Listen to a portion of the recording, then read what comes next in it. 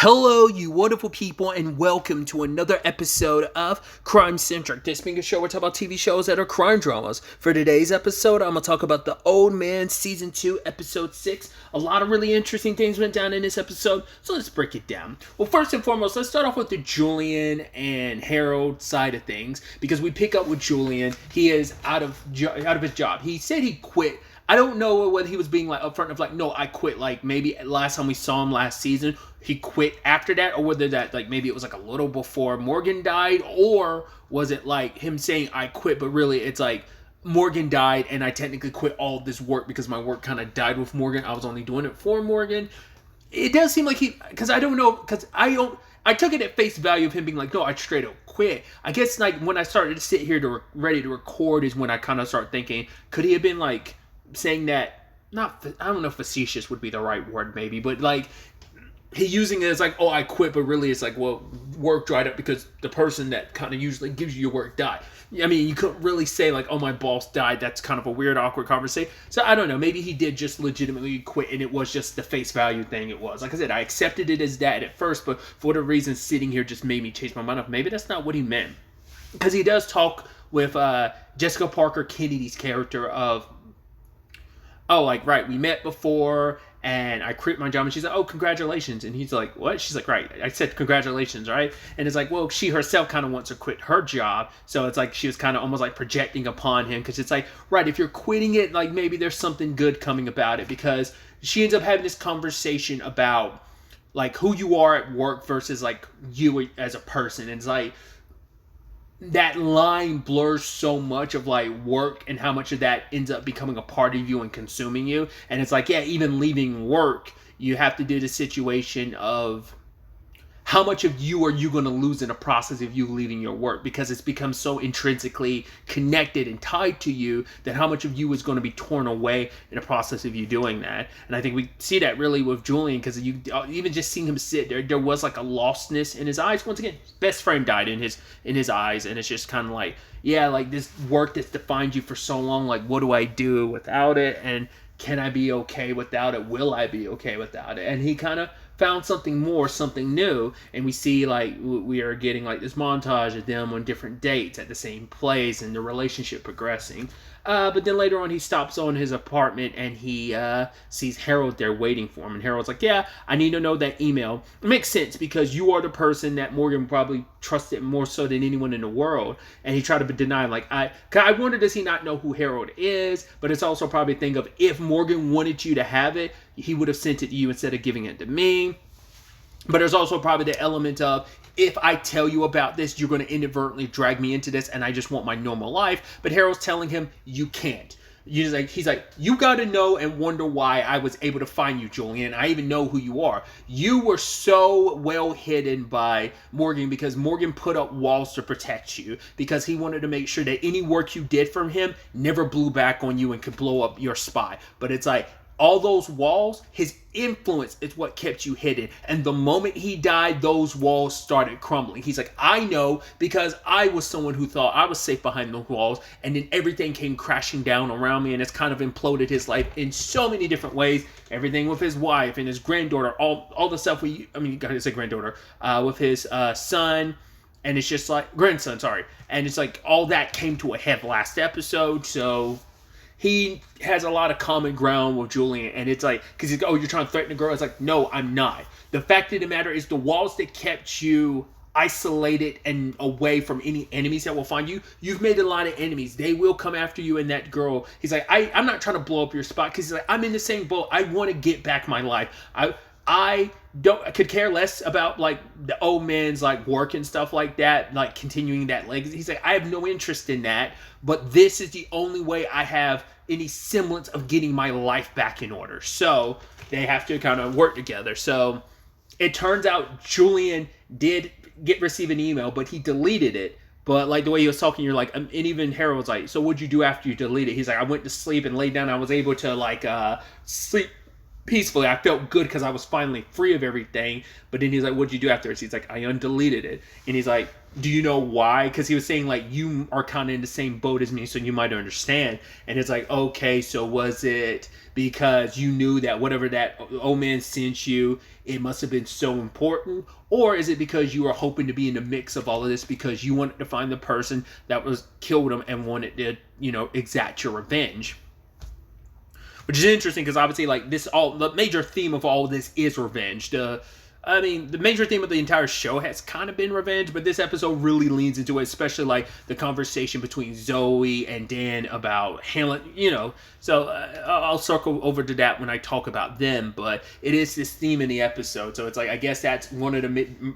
I'm sure there's a lot of factors, but I'm sure the revenge does play some role in it. But it turns out the email included a picture. It was a picture of Pavlovich, but he wasn't alone. Lo and behold, who was in the picture too? Marion, Harold's ex. So you're like, what the fuck does that imply? I mean, considering, like, they went to Marion for help too. So it's like, she was kind of already playing sides of things. Like, we don't know really what happened in their marriage or whatever hell she's connected with. Like, maybe it's like she seems like she's too up there in the grand scheme of things to not know what Pavlovich is up to.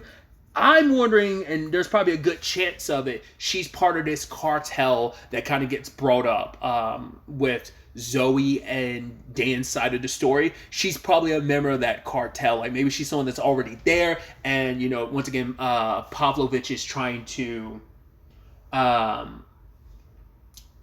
in a weird way to say this, but audition his position in all of this, because his position is tenuous at best because it's hanging on by a thread, as they say in the episode. So I'm wondering, is that where Marion comes in? She's kind of like someone already in the inner circle bringing him in. So, like, when did this happen? Was this while Harold was still with her, or was this a more recent development?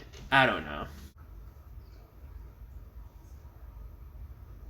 But that's definitely going to be interesting. I wonder if the last time Harold talked to her was... Oh, yeah, because she kept blowing up his phone last episode, but he kept being like, yeah, I'm ignoring her call. So, maybe that worked to their benefit, not talking to her last episode, and I don't think he's probably talked to her since they left Afghanistan. It's probably the last time they talked, so I don't know. I'm curious to see what that confrontation is like. But shifting over to the Dan and Zoe side of things, I thought it was so interesting when, like, Dan wanted a very specific hotel room. He's like, okay, it's going to be like something on the 12th floor or above, and he's like, odd number 1 through 5, and I was like, okay. And even Zoe just kind of has to smile and just nod, like, yeah, my hubby is just kind of very eccentric, so kind of, placate him a little bit. But once again, from the very beginning, Dan had planned that all out. It was very specific, because I love that even Zoe asked, I was like, you knew before we even left the U.S., like, to go after Anna, that probably, like, Nina probably wouldn't show up, that Anna, her secretary, would be, like, the way to do it. You even knew what apartment she would stay in, because I guess he's, like, he knows the game enough to know, like, right, where she would be, and what would probably be, like, maybe, like, that feels like some human psychology type of situation of, like, once again, even picking, like, the odd numbers, like, there's something there. Are people more likely to pick odd numbers? I don't know if that's what that's supposed to be, or maybe he's like, an odd number apartment kind of maybe gives me a better view than an even numbered apartment. Because me, I like even numbers. I don't like odd numbers. I know it's a weird thing, but, like, I would be more likely to choose an even number than an odd number. But I don't know. There's layers to that. Man's got years and years of experience. Which is so interesting, because Zoe had this perspective where she was like, she thought she knew and just understood Dan, but then, like, she sees that, oh, there's, like, a lot more to this. I don't even know what I thought I understood some stuff, but now I'm learning, like, oh, I know less than I thought I knew, type of thing. It was also interesting, too, the conversation about the anger. She's like, it's okay to feel the anger. He's like, I just, anger can be good. It can be channeled to good, but the situation we're in right now is not applicable for channeling that anger. He's like, the time will come and it will be easy for me to find that anger because Pavlovich will get what he's got coming to him when this is all said and done. But for now, like, we don't need that anger to control things. So, but obviously, it was conversation too about some of the stuff Morgan taught her about the 3 different type of lawyers. The lawyer that one who wants to do anything for their client, the lawyer who wants to be the client. It's like, well, what's the third one? Well, the third one is you have to be basically a silly person to believe that there's only 2 types of lawyers, that you haven't come across the third type that could be anything yet. So I was like, yeah, stuff like that. Even the lesson that Dan taught her, like about like, oh, in one hand you're holding empathy, and he's like, oh yeah. She's like, yeah, I learned that lesson from you. He's like, yeah, the old man might have been an asshole, but he was an asshole who knows some stuff. And there was this whole conversation, too, about them, like, you know, kind of going through life, never really trusting someone again. And it was just kind of like, oh, he's like, are you worried that I would kind of, like, hurt you again? And she's like, no, it's more so, like, I'm scared of... I recognize I am someone who breaks things, who breaks everything. And she's like, I don't, like, now having that knowledge... I'm kind of scared. Like, it's almost like she's like, rather than being scared of you breaking anything, I'm scared of me breaking anything. Because she's like, that just for her, it feels like that's her natural default in things. But they tried to set up a meeting with Nina, but Nina never showed up.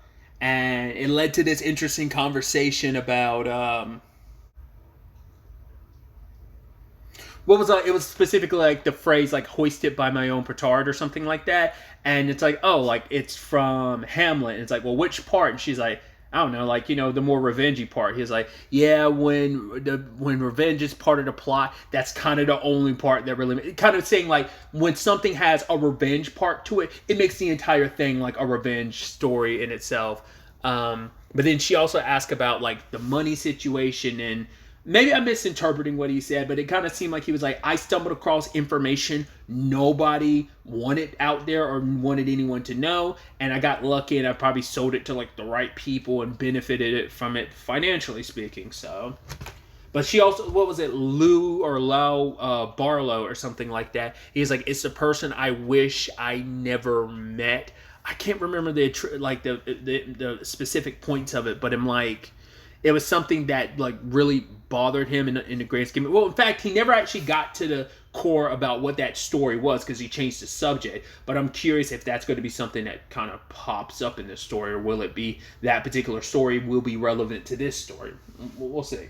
But like Nina not showing up made me go like, she's dead already, isn't she? It's like, well, she was probably in the process of dying or not. Who knows if they actually got to Nina at that point in time, or maybe she was so scared about like she didn't even want to take the risk of going to see Zoe, but they used Anna to get to Zoe because they're like, right, Anna's got to know where. I think I said they needed to use Anna to get to Nina. I might have said Zoe before, sorry, but so they scare her. He rolls up on her and it's like, okay, you need to decide whether or not it's worth it, and scared the living crap out of her. And she called Nina and left a message like, you need to tell me what to do. And she basically broke down in her apartment, and Zoe, who was using like, as she said, a laser rifle, but she's like, I know that's not what it is, but you know what I mean. It's the easiest way to kind of delineate that that's what this thing is, but...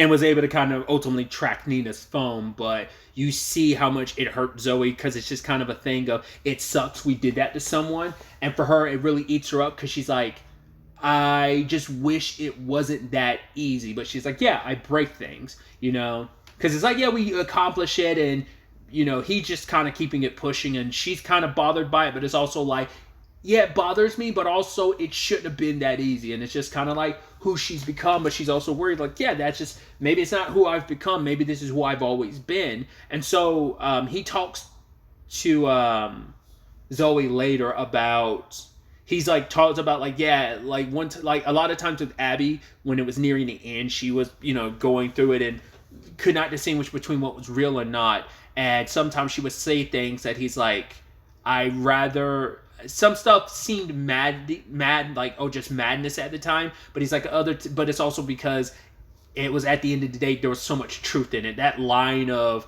oh, he accidentally breaks a dish and she's like, oh, like, you're the type of, like, there's a certain people who break everything they touch deserve to basically sleep outside with the animals. And it's like, which part bothered you? He was like, the true parts or whatever, or something of that nature. And he's trying to explain to Zoe, like, I get it. He's like, I know, like, it feels like no one can understand, but I want you to know you're not the only one that feels that way, that someone else can understand that. And she's just like, I don't want to sleep outside with the animals. He's like, me neither. So kind of bringing that commonality between them. If like, yeah, we have a lot in common, and you don't have to feel so isolated and alone, feeling like that's only you who has that situation going on.